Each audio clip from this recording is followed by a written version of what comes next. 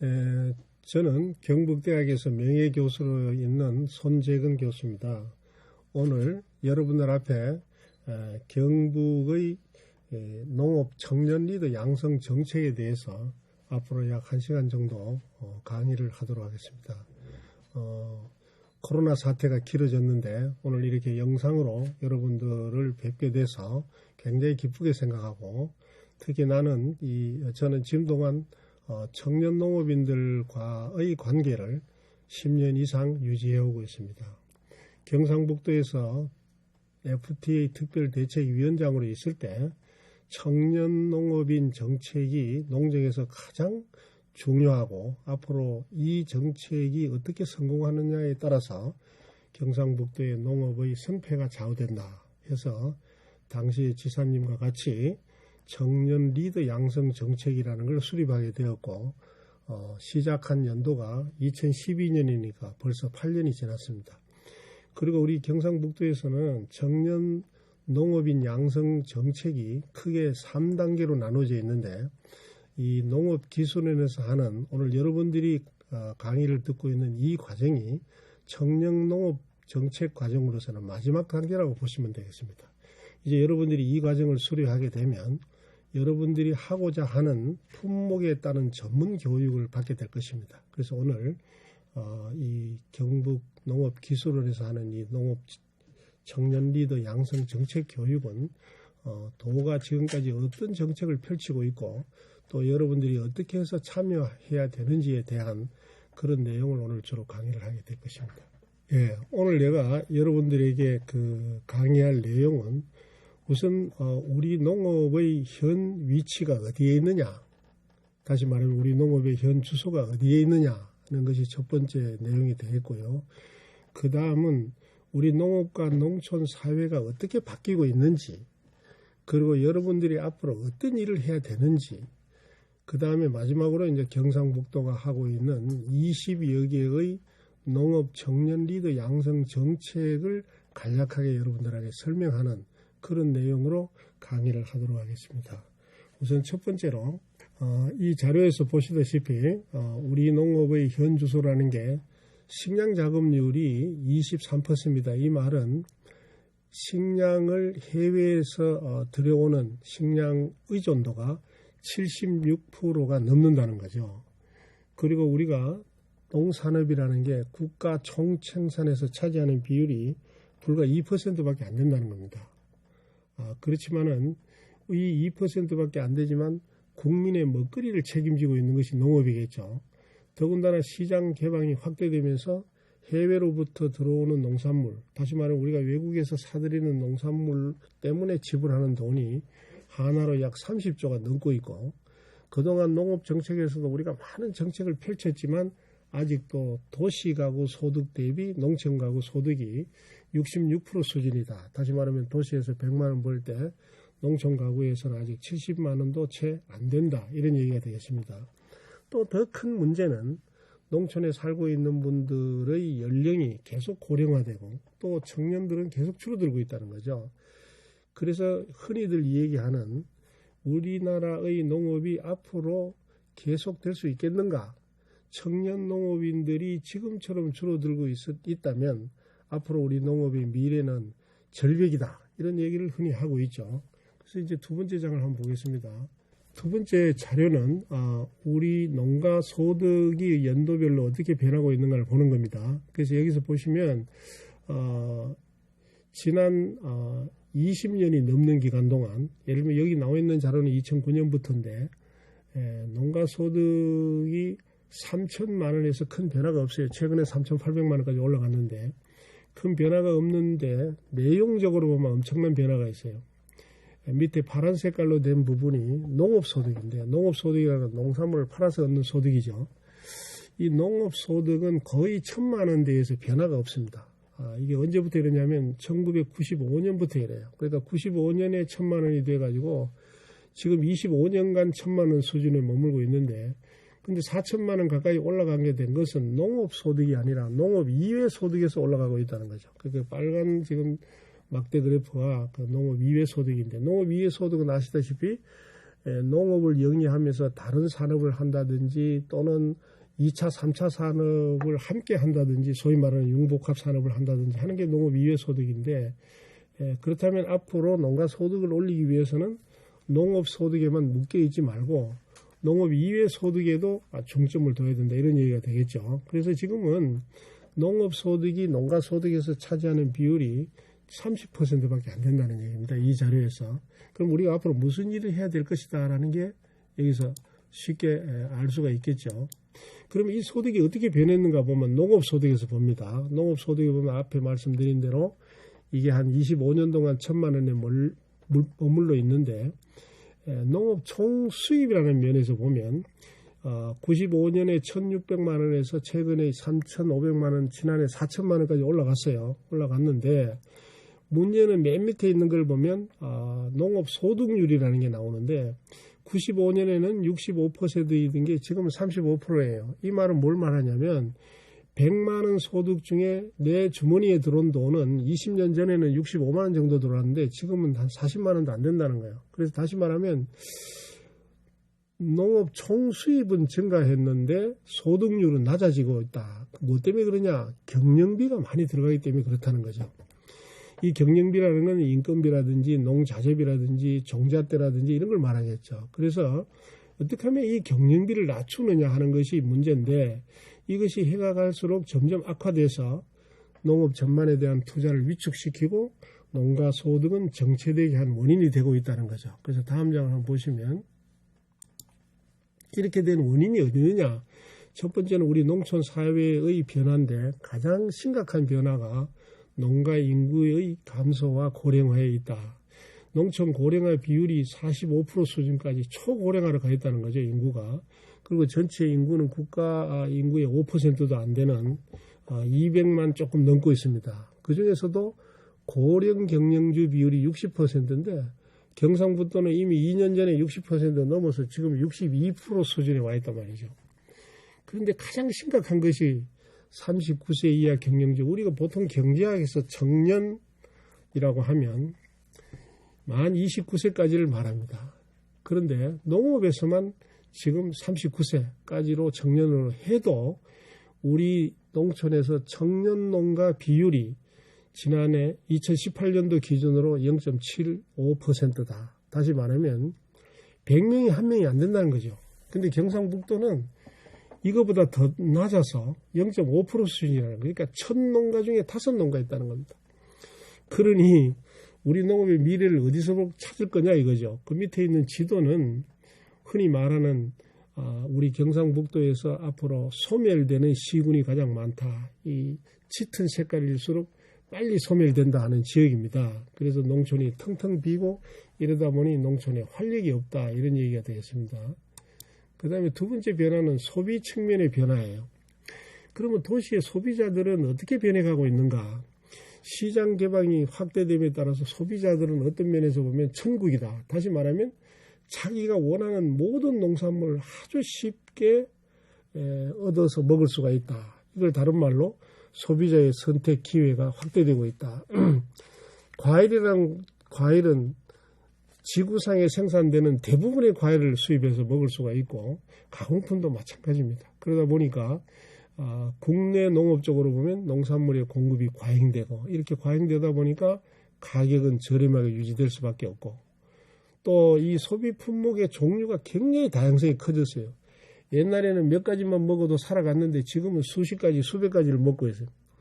채소 종류도 그렇고 과일 종류도 그렇고 또 하나의 가정의 변화는 외식이나 편의식의 비율이 훨씬 늘어나고 있다. 이러다 보니까 국내에서 생산 위주의 농가들은 아까 말했다시피 소비가 제한적이고 하다 보니까 농산물의 가격은 크게 인상되지 않고 이래 있는 문제가 이런 문제들이 앞으로 우리 농업이 해결해야 될 큰 문제들입니다. 소비 측면의 변화를 우리가 어떻게 읽어야 될 것인가 봐야 되겠죠. 그 다음에 생산 측면의 변화를 보면요.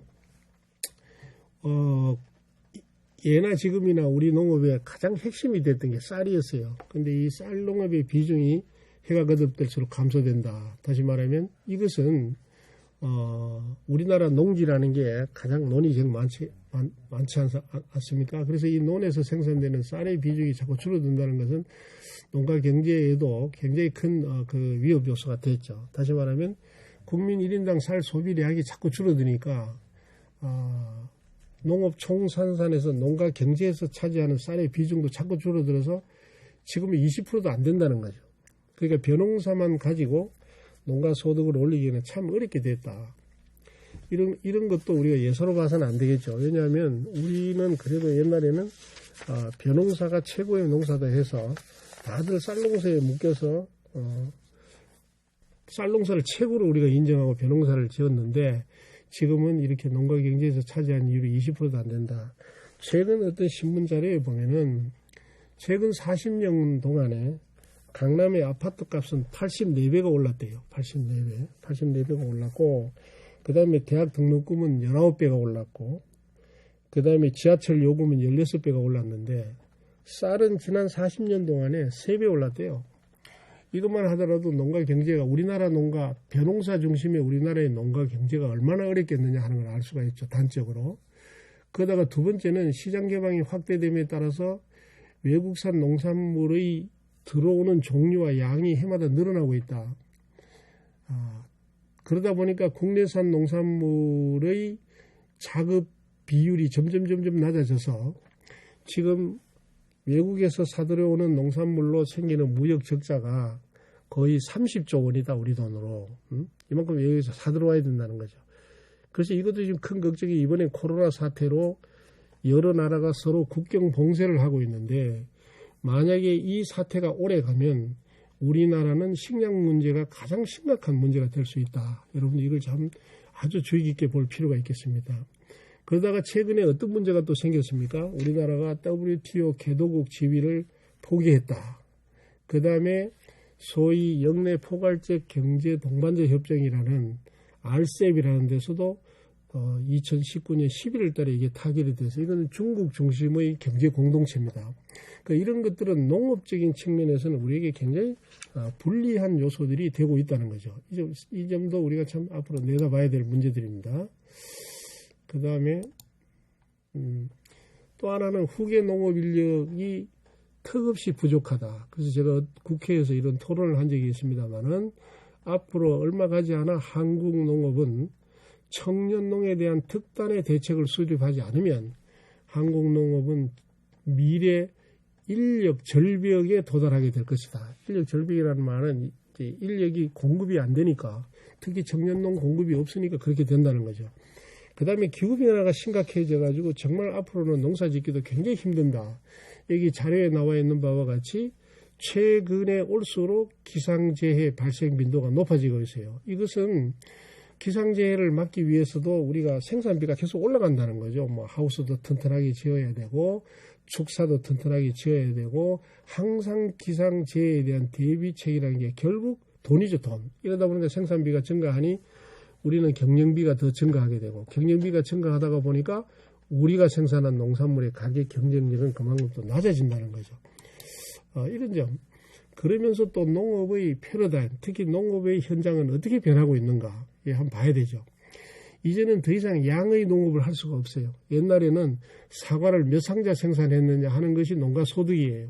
근데 지금은 몇 상자보다 어떤 사과를 생산했냐가 더 중요해요. 그러니까 품질이 좋으냐, 기능성이 있느냐 없느냐, 또 감성의 농업, 생산 이력 추적을 해야 된다는 거죠. 누가 생산했다, 어떻게 생산했다, 생산자의 마음이 담기는 농업을 해달라는 겁니다. 그 다음에 이제는 규모의 농업은 자칫 잘못하면 빚만 진다는 거죠. 광활한 면적을 가지고 많은 농기계를 동원하고 이렇게 농사 짓다 보면 빚만 지게 된다. 오히려 알맞은 농지 규모의 정밀 농업을 해야 되겠다. 친환경 농업을 해야 되겠다. 이렇게 바뀌고 있는 겁니다, 현장이. 그래서 이런 부분에도 우리가 앞으로 잘 봐야 되겠죠. 그리고 고투입 집약농업 잘 아시죠? 우리는 제한된 경지 면적밖에 있기 때문에 한 가지만 생산해서 안 되고 두 가지, 세 가지를 막 생산했어요. 과거 부족할 때. 그러다 보니까 약도 많이 치게 되고 비료도 많이 주게 되고 이게 고투입 집약농업입니다. 이러다 보니까 오히려 환경에 문제가 생기고 토양에 문제가 생기고 하니 이제는 지속 가능한 투입을 줄이는 저투입 지속 가능한 농업으로 가자. 그 다음에 이제 더 이상 천하지 대본도 주장할 이유도 없고 신토불이라고 자만할 필요도 없어요. 이제는 더 이상 생산자 중심의 농업이 아니라 소비자 중심의 농업으로 갔다. 내가 생산한 농산물을 앞으로 어떻게 소비시킬 것인가. 이 부분 우리 잘 봐야 된다는 거죠. 그래서 이제는 토지에서 생산되는 것만 갖고 팔아야 되는 농업소득에만 의존해서는 안 된다. 아까 앞에서 설명드렸죠. 오히려 농외 소득의 비중이 해가 갈수록 커지고 있다. 그래서 이제는 해바라기 씨앗을 생산해서 기름을 생산해서 파는 것보다도 저렇게 해바라기를 아름답게 정원처럼 만들어서 많은 관광객이 와서 소득을 올려준다면 이런 농업도 우리는 이제 해야 된다는 거죠. 그래서 이 농업 2배 소득의 중요성이 커지고 있다는 점 꼭 우리가 잘 알아둘 필요가 있겠다는 거죠. 그 다음에 이제는 더 이상 경험과 노동력 중심의 농업이 아니다. 과거 우리 청년들이 농촌에 오게 되면 너 농사 몇 년 지봤냐? 응? 또 네가 무슨 경험이 있다고 농사를 짓냐? 이런 얘기를 많이 했습니다. 이제는 이런 경험과 노동력 중심의 농업이 아니라 지식과 정보 중심의 농업으로 가야 된다. 사과를 생산하더라도 어떤 지식을 가지고 어떤 기술을 가지고 농사를 지었느냐가 더 중요하다는 거죠. 그래서 농업 현장이 흔히 말하는 패러다임이 이렇게 바뀌고 있는 거예요. 또 한 가지를 보면 우리 농촌진흥청에서는요, 매년 그해 생산된 모든 품목에 대해서 소득 분석을 하는데 우리 기술은 같이 하고 있죠. 그래서 모든 품목에 따라서 농사를 잘 진 상위 20%와 농사를 잘 못 진 하위 20% 간의 소득 비교표를 매년 제시를 하고 있습니다. 만약 우리 청년 농업 여러분들도 자기가 생산하고 있는 품목이 있다면 이 자료를 꼭 볼 필요가 있어요. 내가 어느 위치에 있는가를 봐야 되겠죠. 흔히들 아주 농사 짓기 쉽다는 고구마 농사만 하더라도 상위 20%와 하위 20%의 소득 차이가 10배라는 겁니다. 이 자료는. 그 다음에 우리 지역에서 유명한 사과는요. 상위와 하위 간의 소득 차이가 18배라는 거죠. 문제가 어디 있느냐. 이것이 해가 갈수록 이 소득 차이가 더 커지고 있다는 거예요. 다시 말하면 지식과 정보 없이 농사 지을 이유가 없다. 자, 이 소득의 차이가 토지 때문에 생기겠어요? 토지? 어떤 토지에 농사 지느냐 때문에 생기겠어요? 또 이것이 뭐 정부 지원금을 받고 안 받고 간의 차이겠어요? 이것은 단순히 농사 짓는 사람의 지식과 아이디어와 기술 수준과 정보의 차이에서 왔다고 봐야 되는 거거든요. 그렇기 때문에 청년이 더 중요하다는 겁니다. 그렇기 때문에 또 우리가 지식을 길러가야 된다. 이런 얘기를 드릴 수가 있겠어요.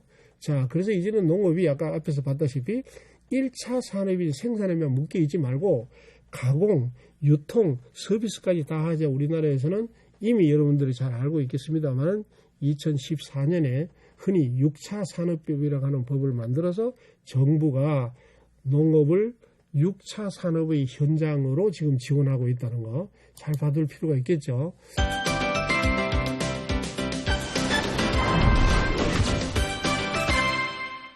이제는 농산물을 생산한 그대로 파는 것도 중요하겠지만 그보다 더 중요한 것은 1차 가공이라도 해서 파는 것이 부가가치가 높다. 그리고 이 가공에는 한계가 없다.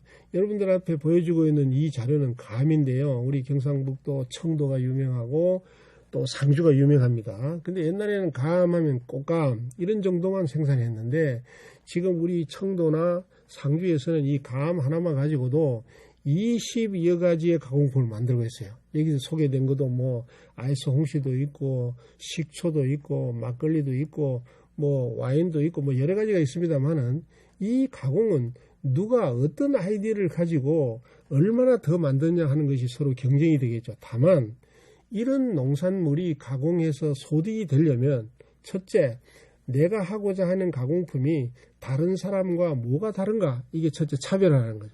차별화가 되지 않으면 시장에서 제값을 받고 팔 수가 없다 이거죠. 차별화. 독창성 있는 차별화가 돼야 되는 거죠. 그리고 차별화되면 이게 제품이 특성화가 돼야 돼요.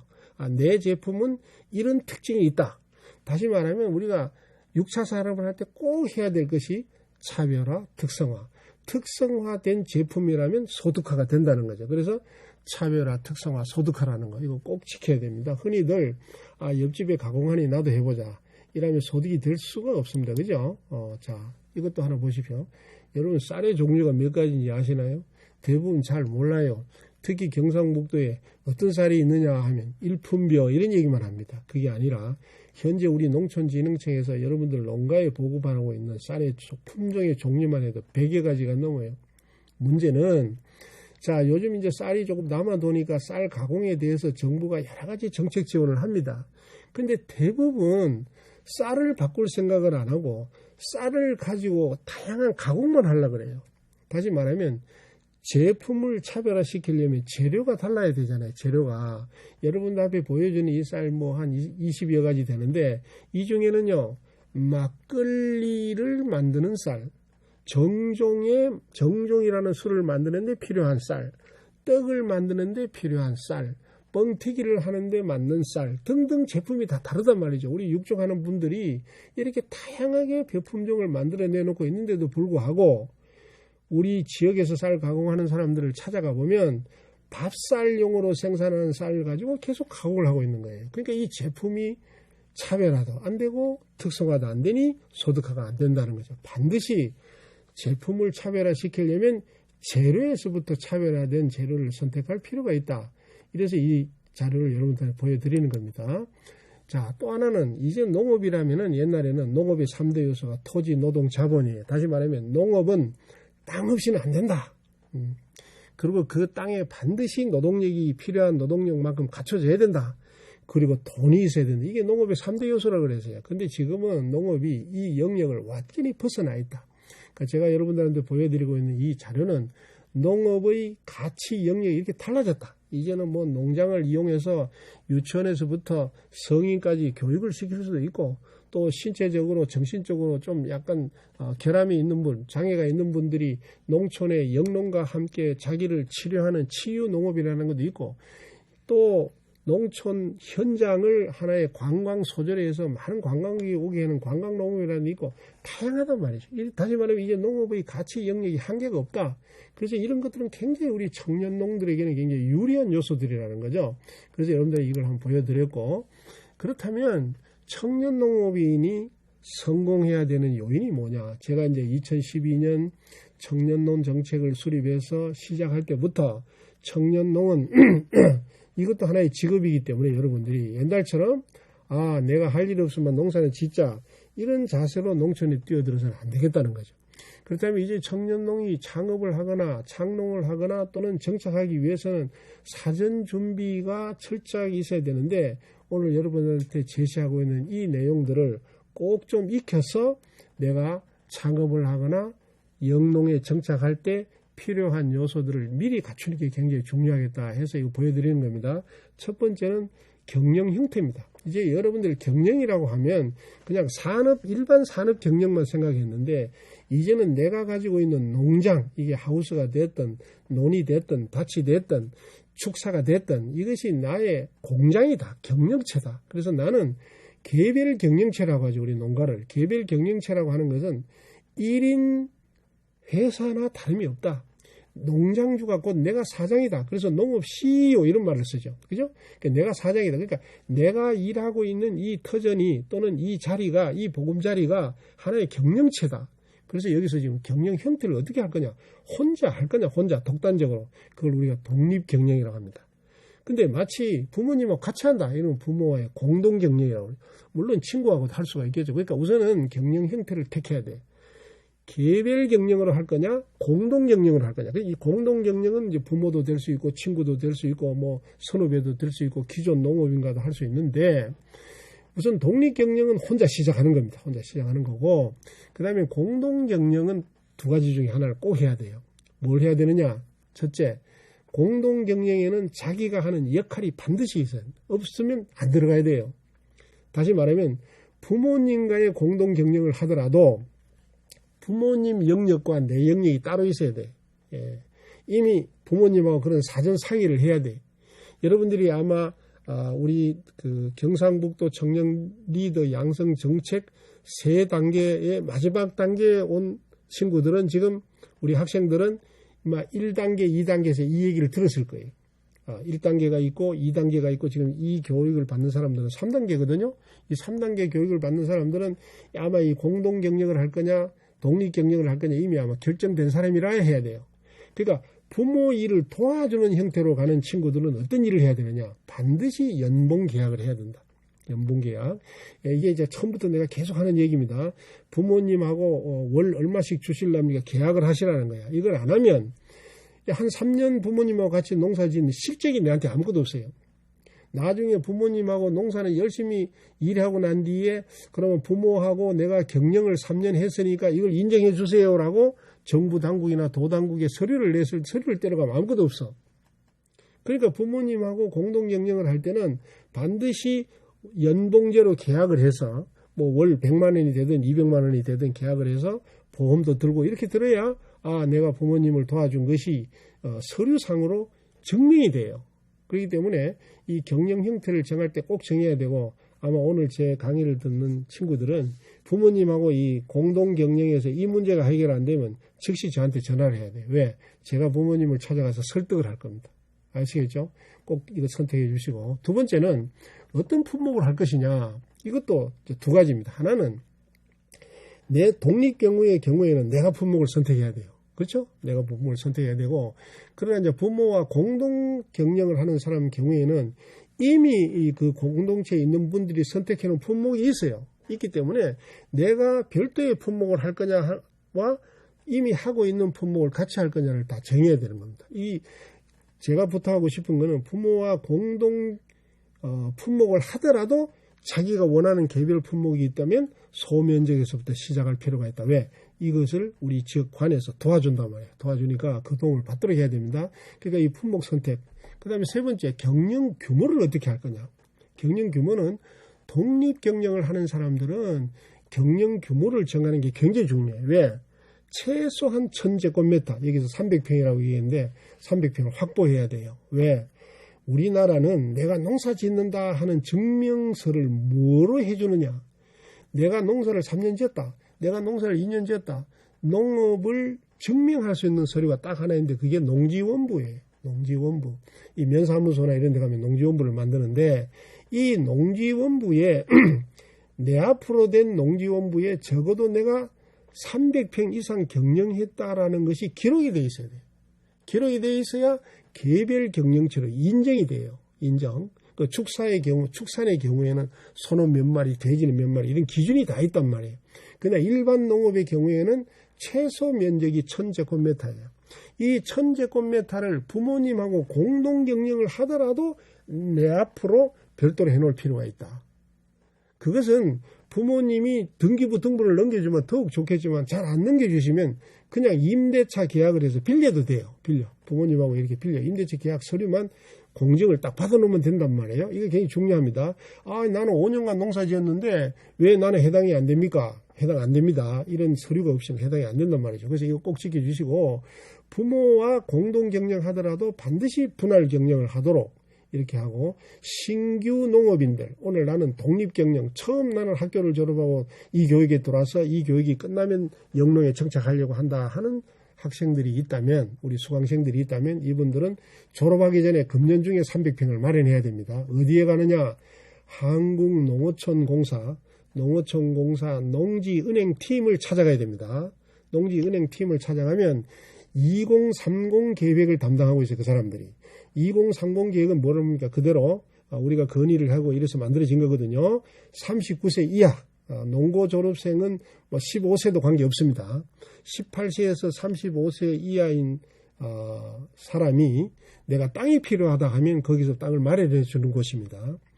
그런데 흔히들 이렇게 많이 이야기해도 저는 성주에 농사 짓고 싶은데 땅 500평 구해주세요. 거기는 없습니다. 이 대도시 주변에는 농지가 남는 것이 별로 없어요. 그러니까 여러분들 우리가 하루 1일 생활권인데 농지은행에 갈 때는 어떻게 얘기 되겠어요? 나는 경상북도 내에서 농사 짓고 싶은데 한 500평 구해주세요 하면 바로 답을 줄 겁니다. 그렇게 구해야 되지 자기가 장소를 정해놓고 거기 구해주세요. 이건 정말 어렵다. 내가 이 말씀을 드립니다. 자, 우리 성공 요인이니까 잘 들어주세요. 그 다음에 이 교육을 받는 금년 2020년 4월달부터라도 농업인 단체 활동에는 무조건 참여해야 됩니다. 이 단체 활동이 굉장히 많죠. 후계 경영인 연합회도 있고 여기 우리 기술원이 운영하고 있는 사회지 연합회 이거는 필수적으로 들어가야 됩니다. 왜? 사회주의연합회 활동을 얼마 했느냐에 따라서 그 실적으로 인정이 되고 그것이 앞으로 정부 지원 사업에도 도움이 되는 거거든요. 집에 있지 말고, 그리고 어떤 활동, 뭐 친환경 농업인 단체가 됐던 장목반이 됐던 단체 활동을 적극적으로 할 필요가 있다. 이건 찾아가야 돼. 내한테 연락 올 때까지 기다리면 안 돼. 이런 정보를 어디서 얻느냐? 여러분들이 살고 있는 시군 농업기술센터를 찾아가면 돼요. 나는 농업인 단체 활동을 열심히 하고 싶은데 어떤 단체 가입할까요? 라고 물어보면 기술센터에 그 담당자가 있습니다. 그 정보를 받으면 되고요. 그 다음에 그 밑에 보면 농업정책, 영농기술 및 정보습득 생활화. 굉장히 중요합니다. 이게 지금은요, 농업정책도 하루가 다르게 바뀌고 있어요. 이번에 이제 코로나 사태 이후에도 많은 정책이 바뀔 겁니다. 이걸 또 우리가 알아봐야 되고, 영농기술도 농진청이나 농업기술원 이런 데서 연구한 기술들이 해마다 영농 활용 자료라 해서 다르게 나와요. 나는 사과농사 지으니까 뭐 작년이나 금년에 갔겠지 이런 생각하면 큰일 나요. 지난 한 해 뭐가 바뀌었는지 찾아봐야 돼요. 이런 정보는 내가 왜 습득이라고 썼느냐. 자기가 노력해서 자기 것으로 만들어야 돼요. 정보화 사회의 가장 큰 단점은, 장점은 많죠. 장점은 내가 원하면 모든 정보를 다 얻을 수 있다. 이건 장점인데 단점이 뭐예요? 가만히 있으면 아무것도 모른다. 이런 게 있어요. 무슨 뭐 청년농 공모 사업을 했는데 어느 시군에서는 면의 담당자가 막 집집에 다니면서 네가 이런 서류를 한번 내봐라. 내가 청년이니까 우리가 도와줄게. 어느 시군은 그랬어. 근데 어느 시군은 아무 연락이 없었어. 그래서 이 친구가 나중에 모여서 친구한테 물어보요. 나는 뭐 면사무소 직원이 나와서 서류를 내라 냈더니 됐다. 근데 자기는 물어보니까 우리 면사무소에는 아무도 안 왔다. 지한테 연락이 안 왔다. 이러니까 막 항의를 한 거예요. 그러니까 면사무소 가서 항의를 하니까 면사무소 뭐라고 얘기인지 알아요? 아니 뭐 했냐고 우리 군 홈페이지에서 2달 동안 떼어놨다. 근데 왜 그걸 접속을 안 했지? 이게 정보화 사회란 말이에요. 정보화 사회는 내가 그 정보를 발굴하고 찾는 노력을 하지 않으면 아무도 그 정보를 안 준다는 거예요. 예? 그렇게 생각하는 것이 오히려 나아요. 아무리 농촌이라도 우리가 무슨 뭐 스마트폰 다 터지고 뭐 컴퓨터 다 연결되잖아요. 이걸 가지고 정보를 생활해야 되고, 이번에 우리 코로나 사태에서 다 집에 있으면서 정말 우리는 정보 산업이 발전했기 때문에 그래도 지루하지 않고 정보를 잘 활용할 수 있었는데, 여러분들 특히 청년놈들은 이 영농 정책이나 또는 영농 기술이나 정보 습득에 가장 앞장서야 된다. 이걸 좀 강조하고 싶고요. 그 다음에 지식기반 농업 실현 지속적인 노력을 해야 되는데 가장 중요한 게 뭐예요? 교육이란 교육은 다 받아야 된다. 교육이란 교육. 밤낮없이 교육받아야 돼. 이것이 뭡니까?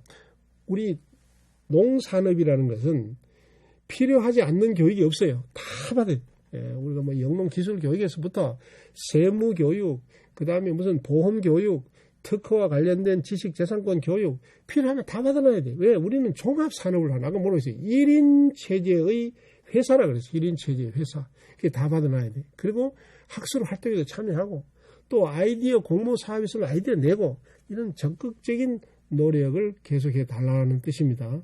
성공 요인. 그 다음에 뭐 있어요? 자신의 역량을 계속 강화해. 브랜드 가치를. 딸 수 있는 자격증은 다 따야 돼. 우리가. 왜?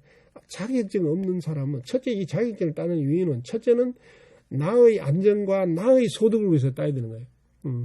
두 번째는 내가 활동할 수 있는 영역을 넓히는 거예요. 자격증이 있음으로 해서. 자, 농가 부처의 주범이 농기계야. 그런데 이 농기계를 내가 사서 운전을 할 줄 아는데 정비를 할 줄 몰라. 이 정비를 할 줄 모르니까 농기계가 늘 고장나. 정비사 자격을 얻어. 그래서 이 농민사관학교가 농기계 정비사 교육을 곳곳에 제일 많이 열어. 앞으로 정비사 자격 없는 사람 기계 사면 안 되겠다. 이럴 정도란 말이죠. 그리고 내가 유기농 하고 싶다 하면 유기농 기사 자격을 얻어야 돼. 내가 종자 산업을 하고 싶다 종자 기사 자격을 얻어야 돼. 우리나라는요. 이런 인력개발원에서 많은 분야의 자격증을 주고 있습니다. 그리고 이 자격증이 3단계, 4단계로 되어 있기 때문에 내 학력하고 관계없이 자격증을 얻을 수 있어. 그리고 이 돈은 굉장히 비용이 싸. 그리고 일부 시군에서는 비용조차 지원해줘. 놀지 말고 자격증을 다 얻어야 돼. 그 다음에 내가 이런 얘기를 합니다. 학생들한테도. 우리나라의 자격증은 또 한 가지 좋은 게 뭐냐. 물론 자기의 어떤 위상을 높이는 데도 중요하고 자기의 이력에도 굉장히 중요하죠. 왜냐하면 신원진술서에도 자격증 쓰는 난이 따로 있어. 그거 있으면 좋은데 또 하나 좋은 거는 우리나라 자격증은 유효기간이 없어. 자격증을 한 번 얻으면 죽을 때까지 쓸 수 있어. 딱 내가 보니까 유효기간이 있는 자격증 딱 하나 있어. 교사, 선생님 자격증. 이거 62세입니까? 지나면 그걸 더 이상 쓰지 못해요. 그렇지만 모든 자격증을 내가 언제든지 쓸 수 있는데 왜 그걸 안 따냐. 빨리 따야 되겠다. 그리고 농민사관학교에서 보면 자격증 따는 여러 가지 과정들이 있으니까 꼭 이수하세요. 그 다음에 내가 만드는 무슨 제품이 있다면 아까 뭐라고 그랬어요? 차별화, 특성화 시켜야 되니까 국가가 법으로 보장하는 상표 등록, 특허와 같은 지적재산권을 확보해야 돼. 옛날에는 내 아이디어를 남한테 잘 가르쳐 줬어. 근데 이제는 이걸 지적재산권으로 묶어놓고 가르쳐줘야 돼. 그죠? 이게 뭐 소득이야. 왜? 내가 그걸 얻기 위해서 얼마나 많은 투자를 했고 얼마나 많은 노력을 했냐 이거죠.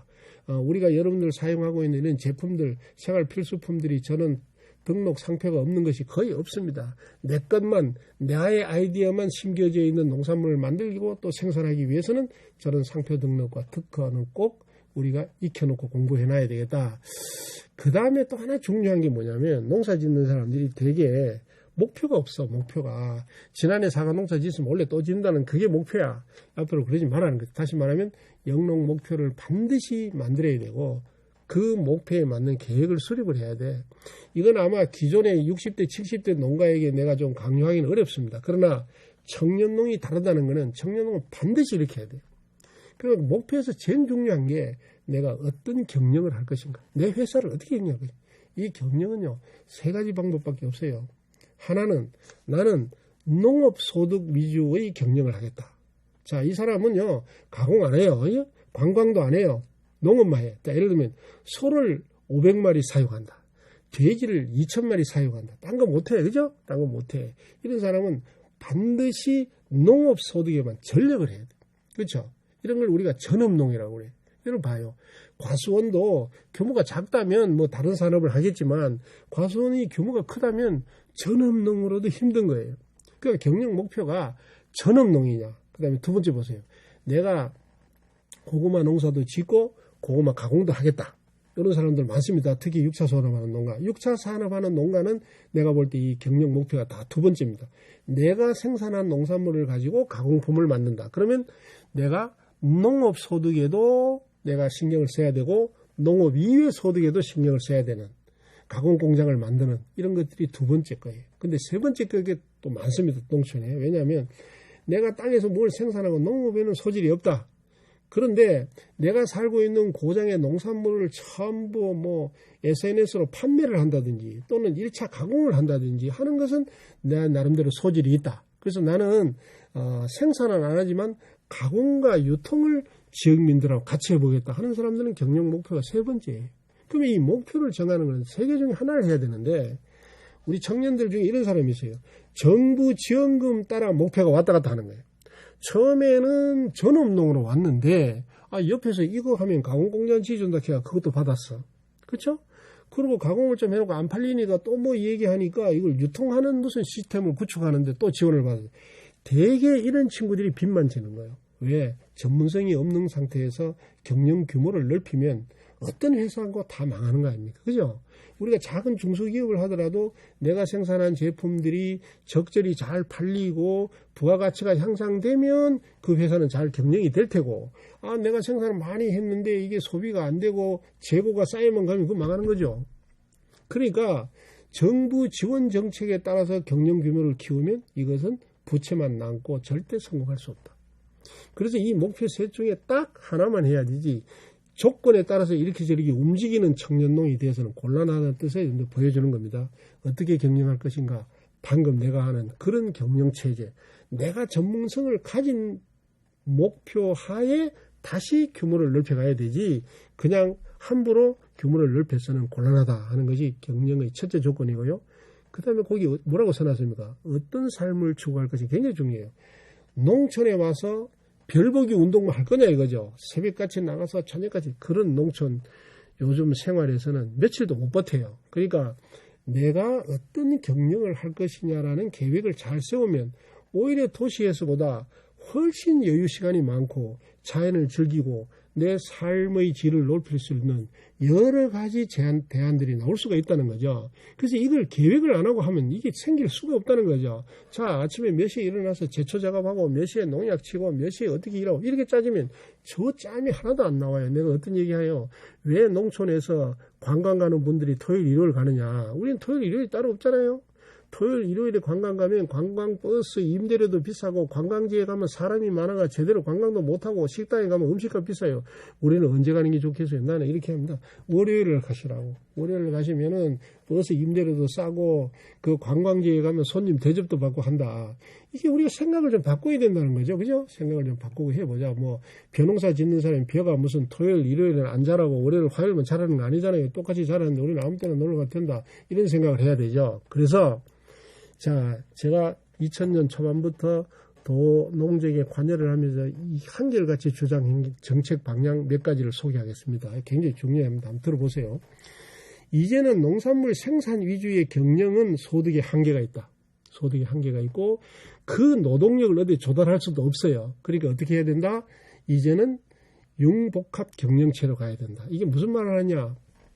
우리 사과 농사 짓는 사람들 언제 돈이 들어와요? 언제? 10월 말에 돈이 들어와요. 10월 말. 1년 11달 돈 없어요. 벼농사 짓는 사람 마찬가지. 11달 돈 없어요. 우리 농업이라는 것은 농산물을 팔 때만 소득이 있기 때문에 그걸 재배하고 생산하는 기간 동안에는 그냥 경영비만 일방적으로 들어가는 겁니다.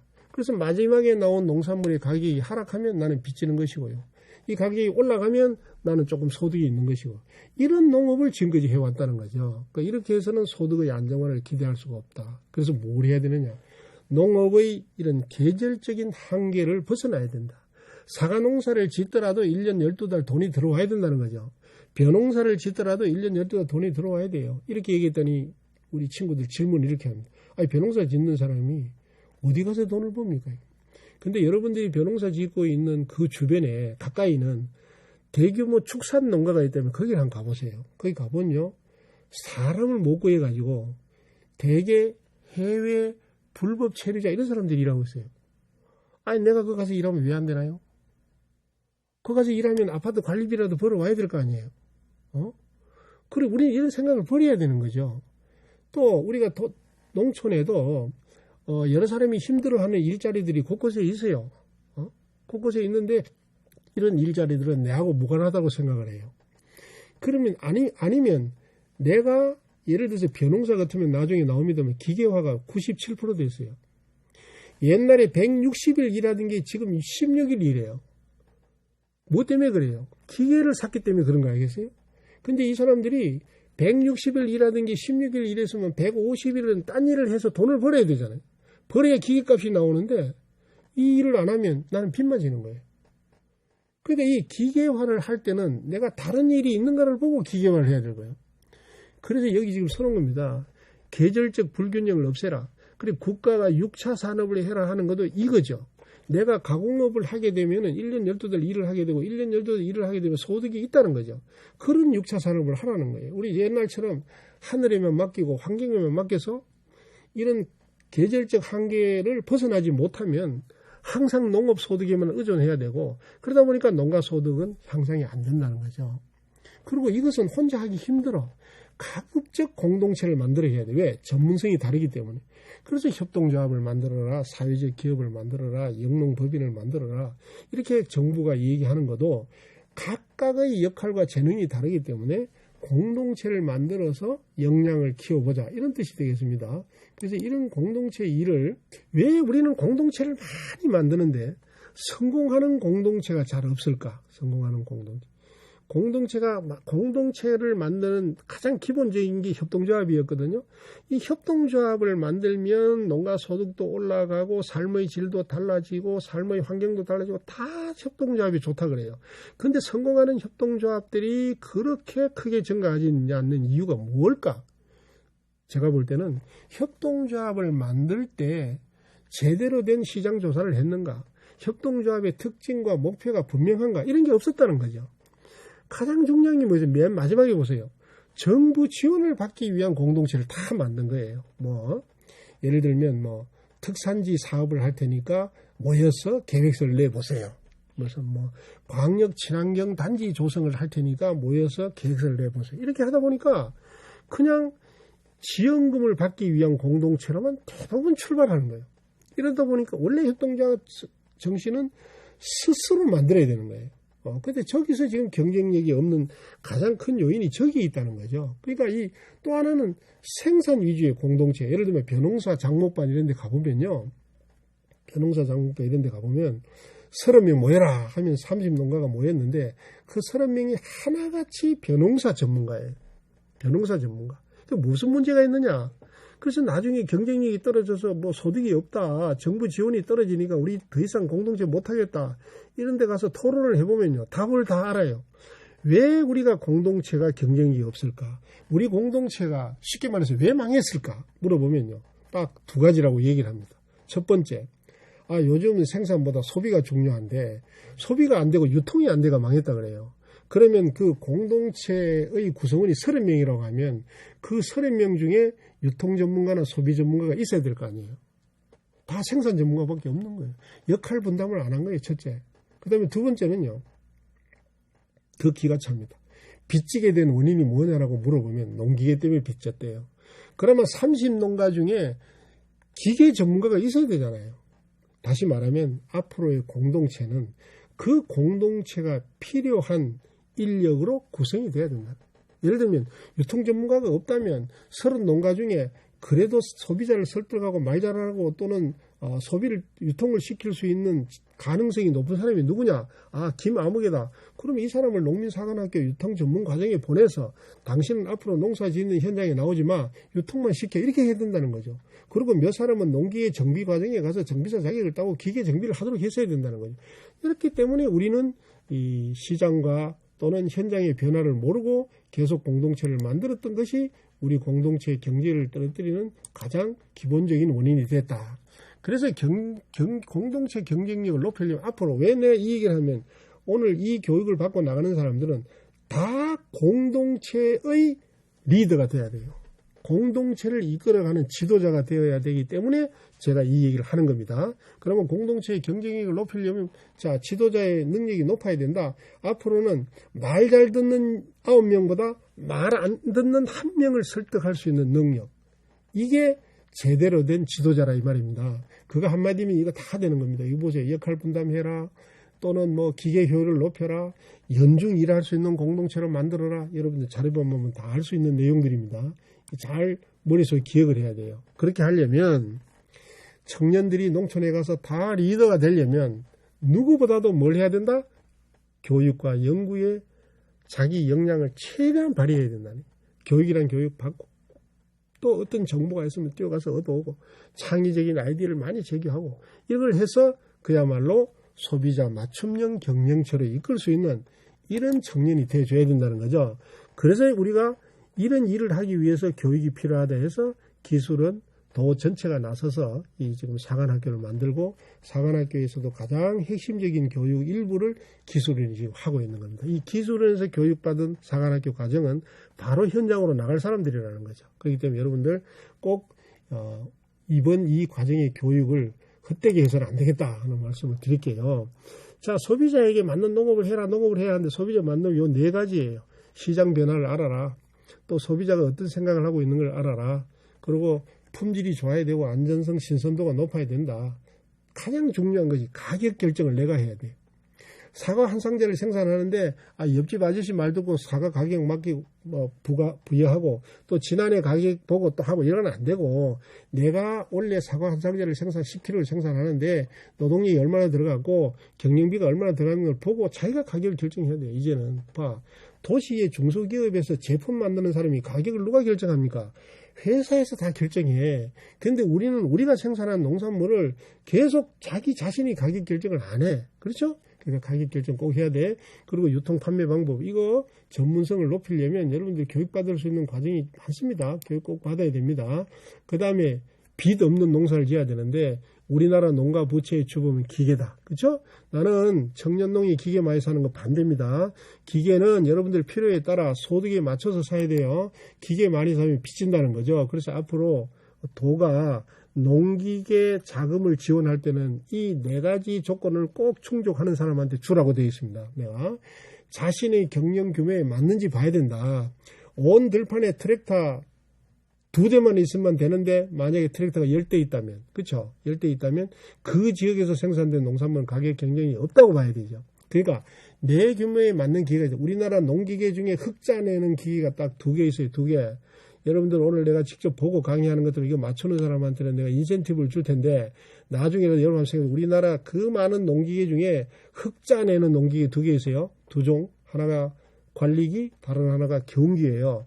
이 2 기계는 뭐예요? 연중 가용 일수가 제일 많기 때문에 흑자를 내는데 쓸데없이 트랙터도 사고 콤바인도 사고 요즘은 드론까지 막 산대요. 이걸 잘 보고 사라는 거죠. 이걸 여기다 투자를 해놓으면 내가 어떤 농업을 해도 빚진다는 생각을 왜 안 합니까? 2번째 보세요. 농기계 임대 사업장을 앞으로 적극 활용해야 됩니다. 우리 농업기술원 사내에 58개 농기계 임대 사업장이 도에 있어요. 여기 가면 또 청년들이 농기계 관리를 해주는 사람들이 도비로 지금 봉급 주고 있습니다. 그러니까 가능하면 좀 내 순서가 밀리더라도 참고 임대 사업장 기계를 사용하다가 필요에 따라서 기계를 사라는 거죠. 제일 중요한 건 3번째. 내가 기계를 사가지고 자동화되고 기계화돼서 절감된 노동력 활용 계획서를 안 내는 사람 기계 지원하면 안 된다. 빚지는 거예요. 그죠? 아까 내가 벼농사 짓는 사람 예를 들었죠. 아니 사과농사 짓는데 1년에 열을 쓰는 기계 사놓고 흑자 되도록 기다리면 되겠어요? 벼 이양기 많이 사면 살수록 쌀농사는 적자라는 거죠. 벼 이양기를 1년에 열흘도 사용 못해요. 제대로 사용하면. 남의 거 막 모내기 해줘야 한 20일 사용합니다. 다시 말하면 340일, 350일을 창고에 넣어놨는데 어떻게 흑자가 됩니까? 저거 3번째 저거 잘 생각해 봐야 됩니다. 에? 뭐 누가 해서 군에서 뭐 아는 친구가 너 기계 하나 살래? 50% 보조. 사면 안 돼요. 왜? 나머지 50% 내 돈이야. 내 돈. 그 생각을 해야 됩니다. 그 다음에 농기계 이용과 정비의 전문성. 내가 정비할 수 있느냐 없느냐. 기계 사기 전에 그 정비 자격증부터 얻고 사라는 거죠. 이거 보세요. 벼농사가 왜 적자인지. 예? 왜 적자인지. 2번째 저거예요. 기계화로 절감된 노동력 활용을 안 하는 겁니다. 다 기계를 하고 자기는 아무것도 안 하면 빚지는 거죠. 기계값이 얼마인데 기계값이. 1억 주고 지금 트랙터 하나 사서 10년 쓰면은요. 1년에 없어지는 돈이 1,000만 원이야. 기계값 안 오른다고 생각하고. 그래서 일본에 가면 벼농사 영농법인은 사람이 많아야 5명이에요. 5명 중에 생산 전문가는 한 사람밖에 없어요. 한 사람은 기계 전문가, 이 사람은 절대 들판에 안 나옵니다. 그냥 매일 기계 싣고 정비합니다. 그래서 그 사람들 트랙터 한 대 갖고 20년 쓰는 거예요. 20년. 그 다음에 한 사람은 판매 전문가, 한 사람은 격리, 이렇습니다. 우리는요, 영농 장목밥 만들어라면 5명 가면 5명이 다 트랙터 전문가들만 옵니다. 생산 전문가만 온다 이 말인데 생산 전문가 이래가면 안 되겠죠. 그래서 이게 이제 마지막 부분에 내가 이런 걸 보여줍니다. 여러분들 아마 충분히 이해를 하실 거라고 봅니다. 자, 지금부터는 금년에 경상북도가 청년을 위해서 지원하는 19가지 지원 사업에 대해서 간략하게 설명을 하는데 이 자료들은 여러분들 볼 때 주간 부서라고 있습니다. 주간 부서. 그 첫 번째 농업계고 영농정착 지원하는 건 어디서 한다? 경상북도 농산유통국 농식품유통과에서 한다 이 말이에요. 이걸 잘 봐놓으라는 거예요. 왜? 짧은 시간에 여러분들한테 내가 이걸 다 설명할 수가 없어요. 안내만 하기 때문에 그 안내하는 내용을 듣고 내가 궁금하면 저 부처로 연락을 하라 이거죠. 그 연락을 해서 뭔가 소통이 잘 안 될 때는 저한테 연락을 하면 됩니다. 그래서 여러분 안내를 해줄게. 39세 이하 청년에 한해서만 제가 안내를 해드리겠다. 그죠? 첫 번째 있는 것은요.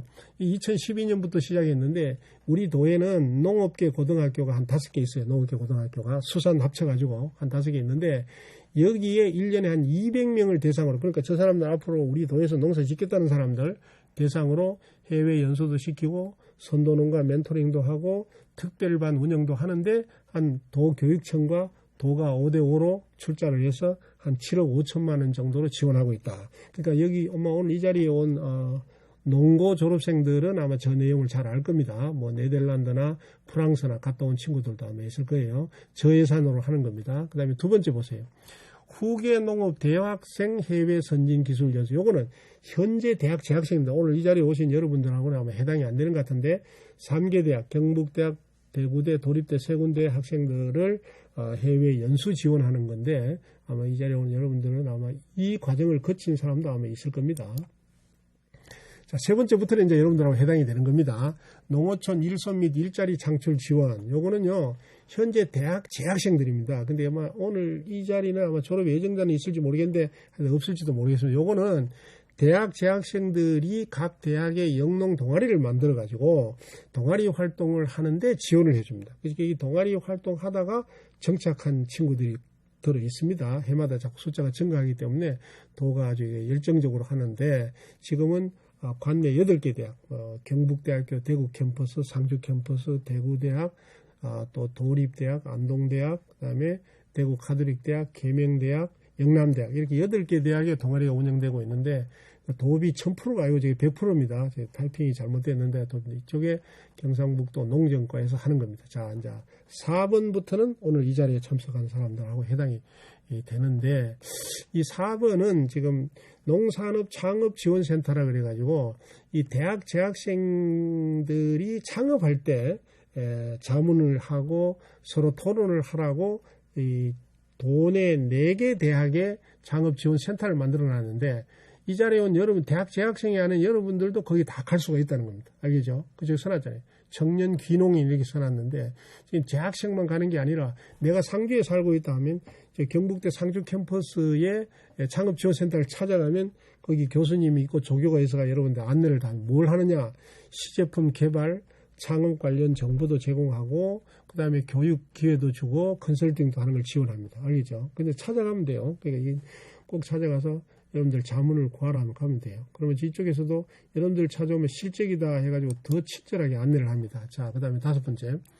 초보 청년 농부 멘토링 지원. 요거는 지금 현재 영농 기반도 없이 내가 앞으로 어떤 일을 하겠다라고 계획하고 있는 이번 교육 이수자들에게는 굉장히 중요한 거죠. 다시 말하면 금년에도 한 15명 정도 선정을 해서 저기 대상자는 누구냐 하면요. 어디 가서 실습을 하느냐 하면 우리 도에서 가장 전문가, 예를 들면 농업 명장, 그 다음에 신지식인, 그 다음에 도로부터 우수상을 받은 농가 또는 영농법인, 영농기업 또는 기술원에서 선정한 선도농가 이런 집에 가서 교육을 받는 거예요. 자기가 교육을 받는데 이 교육비를 월 100만 원 정도 지원을 하고 그 다음에 그 교육을 가르치는 농가에서는 농장주는 하루에 8시간 기준으로 3만 원, 월 한 50만 원 정도 강사료를 주는 이런 제도인데 이거는 이제 도비와 시군비로 하는데 경북도가 한 7, 8년 전부터 이걸 하고 있어요. 그래서 그냥 뭐 급하게 자기가 무슨 영농 현장에 가서 뭘 하겠다고 허둥대지 말고 이런 과정을 거치는 것도 굉장히 도움이 되겠다 하는 말씀을 드립니다. 자, 요거는요 최근에 생긴 겁니다. 경영실습 임대 농장이라는 건데 이건 규모도 굉장히 큰 건데 앞으로 여기서 뭐 스마트 농업을 한다든지 본인이 어떤 시설 원예 농업 쪽으로 크게 한번 해보겠다는 친구인데 자본이 없고 경험이 없다는 친구를 위해서 이걸 해놓은 겁니다. 자, 뭐라고 해놨어요? 영농 경험이 부족한 청년에게 경영 실습 농장을 임대해줘가지고 창업의 실패 가능성을 최소화시키겠다. 굉장히 중요하죠.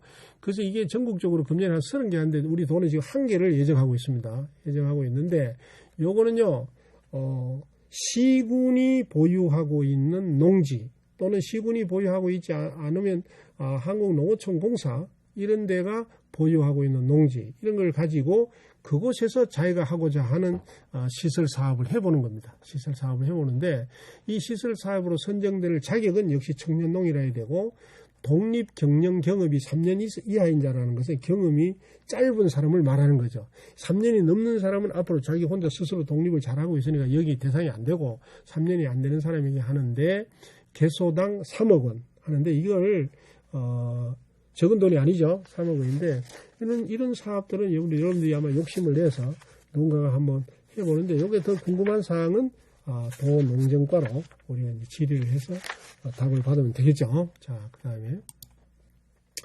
그 다음에 농업계 졸업생 창업 비용. 요거는 이제 2012년부터 하는 건데 특히 농수산계 고등학교 졸업생이 바로 현장에 나가면 뭐 아버지한테 용돈도 받아야 되고 하는 게 힘들잖아요. 힘드니까 이 사람들한테 연 500만 원, 매년 500만 원씩 3년간 1,500만 원, 그러니까 총액 지원해 주는데, 이 500만 원 갖고 앞으로 자신이 영농을 할 곳을 좀 찾아다니거나 탐색을 하거나 경험을 산데 쓰라는 겁니다. 그 다음에 8번째, 청년농업 영농 정착 지원하는 거는, 요것도 자격이 독립경영 3년 이내 하는 거. 왜 3년 이상 지가 우리가 꼭 필요한데 우리는 왜 빼지 하는 건데, 그 사람들도 따로 계획이 있고, 이 3년 이내에 있는 사람, 특별히 청년농업만 하는 것은 많은 청년농들이 3년 지난 사람은 왜 제외되죠 하는데, 일반적으로 이 청년농업만 지원하는 게 그리 많지가 않습니다. 대부분은 기존의 농업인들 하는 정책대로 가면 되는 거거든요. 그렇게 따라가면 되니까 그렇게 해주면 되겠다. 그래서 영농정착 지원은 여기 나와 있다시피 1년에 1,000만 원씩 2년간 지원한다. 요거는 국비가 70%, 1년에, 그 청년농은, 이게 이제 우리 도에서 건의를 했는데,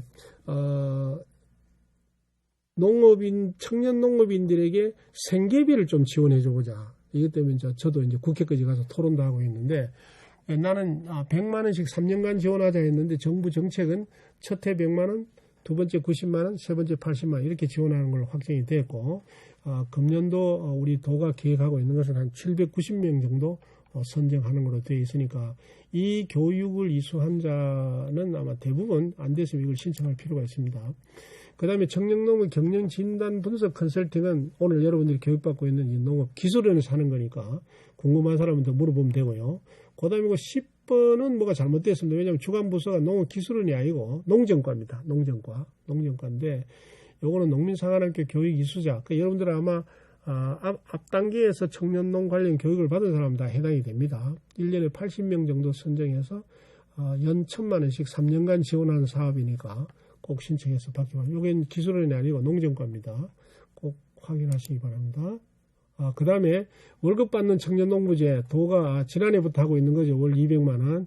이거 여러 가지 이제 말이 많은데, 이것은요, 여러분들이 그냥 농사 짓는데 월 200만 원 지원하는 게 아니라, 이것은 영농법인이나 공동체에 여러분들이 취업하는 조건으로 월 200만 원 주는 거니까, 이 자료도 사전에 잘 알아보고 여러분들이 가면 됩니다. 그냥 나는 신청액이 떨어졌습니다 이런 얘기 하지 말고 뭐라고 그랬어요? 정보는 내 것으로 만드는 게 중요하다는 거예요. 그 다음에 가업 승계농 정착 지원, 이제 도가 아마 금년부터 시작을 하는 겁니다. 그러니까 이거는 반드시 부모가 농사를 짓는 사람을 말합니다. 그래서 요거는 시장 군수가 이제 대상자를 선정하고 한 곳에 5천만 원이니까 5천만 원씩 지원하는 거니까 꼭 그 자격이 되는 사람 요것도 꼭 신청하고, 아마 이 승계농 제도는 앞으로도 확대될 겁니다. 그러니까 꼭 금년에 대상이 49명으로 대상을 해놨으니까 찾아가면 되고요. 그 다음에 굉장히 청년농 관련된 정책들이 굉장히 많죠. 여러분 봐도. 그 다음에 청년농부 창업기반구조. 요것은 무슨 앞으로 이제 이 교육을 받고 또는 영농만 할 게 아니라 제조, 가공, 체험까지 다 전반적으로 소위 6차 산업을 이끌어갈 수 있는 그런 지도자.